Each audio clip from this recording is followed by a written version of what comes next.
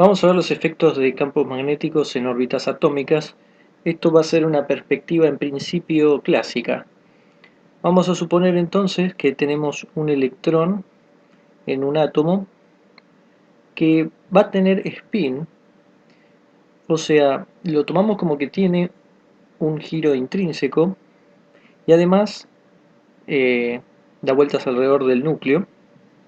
Suponemos que tiene radio R, esta órbita alrededor del núcleo, y aunque técnicamente esta órbita no va a constituir una corriente constante, vamos a suponer que el periodo que tiene, que es t igual a 2pi r sobre b,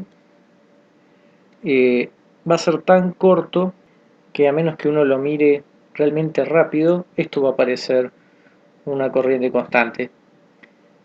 Tenemos un periodo t igual a 2pi r, o sea, el periodo era 1 sobre frecuencia, o 2pi sobre omega. En nuestro caso, omega es b sobre r, y así llegamos acá. R va a ser muy chico, b va a ser muy grande, así que suponemos que esto va a ser muy chico.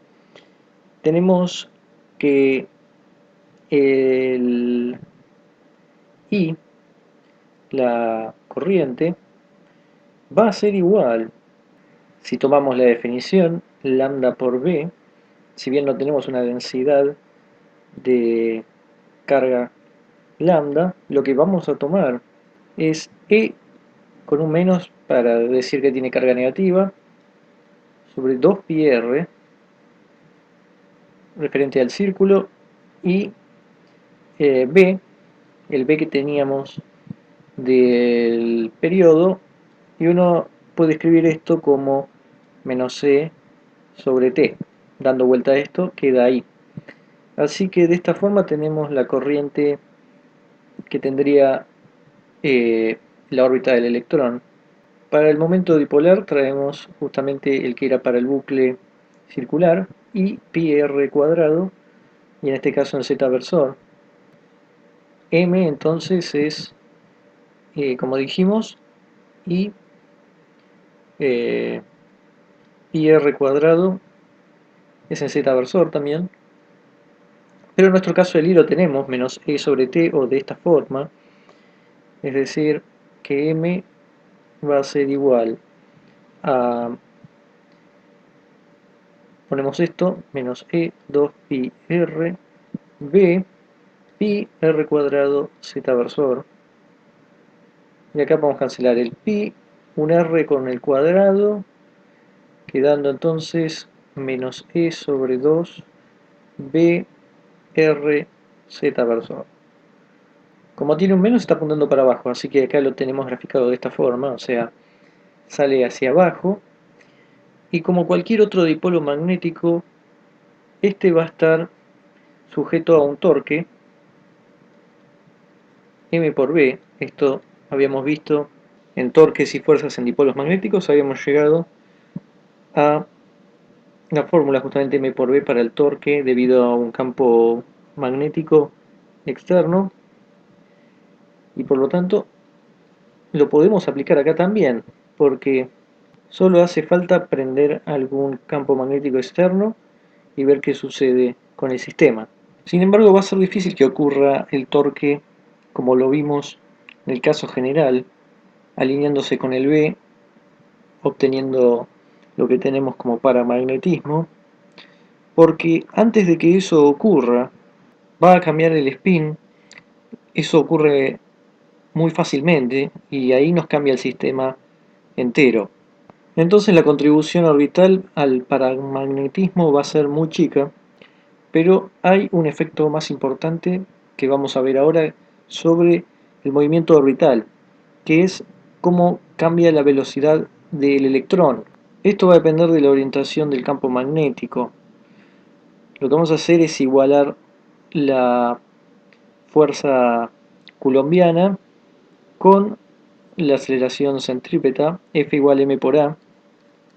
Vamos a poner F igual m por a. En nuestro caso tenemos 1 4 pi epsilon 0 e cuadrado r cuadrado igual a me, masa de electrón, y la aceleración centrípeta b cuadrado sobre r. Pero esto es, digamos, sin campo magnético. Cuando aparece el campo magnético, tenemos una fuerza de Lorentz, menos e b por b. Esto representa obviamente la carga. Suponemos que b es perpendicular al plano de la órbita, y con la fuerza de Lorentz tomamos todo las fuerzas que tenemos en módulo 1 4 pi epsilon 0 e cuadrado r cuadrado más e bb igual me b cuadrado r. Ponemos un tilde a cada uno para diferenciar del caso anterior. ¿Qué pasa si comparamos con el otro b que teníamos? Vamos a ver que este b tilde es más grande, más velocidad. Para eso cambiamos esto por esto, así vamos a poder comparar las dos velocidades. me b cuadrado sobre r es esto. Vamos a despejar, vamos a pasarlo todo hacia el otro lado, o sea, esto va a tener un menos, más me b tilde cuadrado r igual a e b tilde b. Pero esto, vamos a ir acá, tenemos que e b tilde b es igual a, acá vamos a sacar factor común, me r, quedando b tilde cuadrado menos b común, y esto es igual a mr, creámoslo de esta forma, b tilde más b tilde menos b. Vamos a tener un delta b, vamos a suponer que es chico, b menos b, esto que está acá. Entonces, lo que tenemos es me sobre r. Como estamos asumiendo que esto es chico, básicamente estamos diciendo que b tilde y b son parecidos. Asumiendo eso, vamos a tener que esto es 2b, al lado tenemos delta b, del otro lado tenemos e b tilde b. Asumiendo que estas dos cosas son parecidas, vamos a cancelar eso, y tenemos, despejando delta b, es igual a e b r sobre 2me. Esto es lo que nos está diciendo cuánto vale la diferencia entre b tilde menos b. EBR sobre 2me. Cuando prendemos B, entonces el electrón toma una velocidad más grande.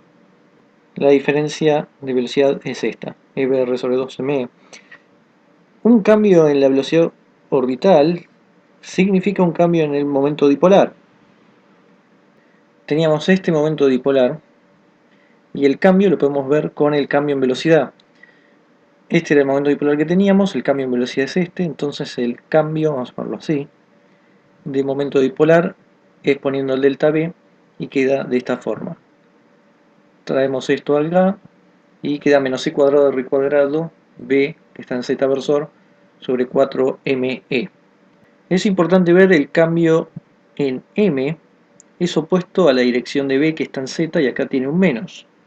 O sea que un electrón que esté dando vueltas hacia el otro lado va a tener un momento dipolar que apunte hacia arriba en vez de hacia abajo, pero en ese caso iría más lento en vez de ir más rápido. O sea, todo sería al revés.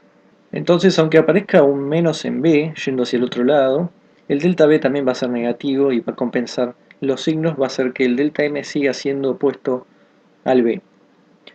Generalmente el electrón orbita en una dirección aleatoria y los momentos dipolares orbitales se suelen cancelar, pero en presencia de un campo magnético, cada átomo toma un poco de momento dipolar extra y estos incrementos son todos antiparalelos al campo. Este es el mecanismo que es responsable para el diamagnetismo. A diferencia del paramagnetismo que se alineaba paralelo, acá va a estar antiparalelo.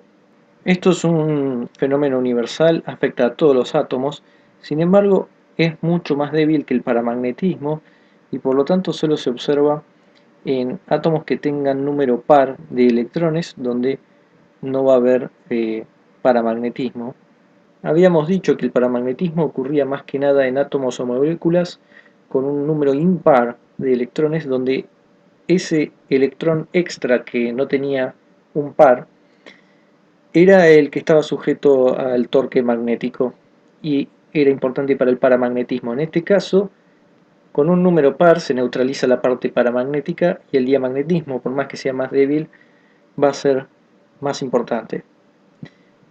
Recordemos que asumimos muchas cosas. Por ejemplo, la órbita se mantiene circular con su radio original R. Cuando habíamos obtenido el delta M, donde ya había cambiado el momento dipolar magnético, y esto no tendría por qué ser así, en principio, pero para ver un poco más allá de eso tendríamos que salirnos de magnetostática y además, si el átomo se mueve hacia un campo magnético, se complica muchísimo más. Lo único que estamos tratando de hacer acá es dar un aspecto cualitativo de dónde sale el diamagnetismo. Podemos asumir que la velocidad se mantiene la misma cuando el radio cambia. Esta fórmula puede cambiar por un factor 2, la fórmula que teníamos para el delta M, pero la verdad es que esto es un modelo clásico y realmente es un fenómeno cuántico. Por lo tanto, eh, no vamos a ponernos con los detalles, sino que simplemente es para tener una idea de dónde sale el diamagnetismo.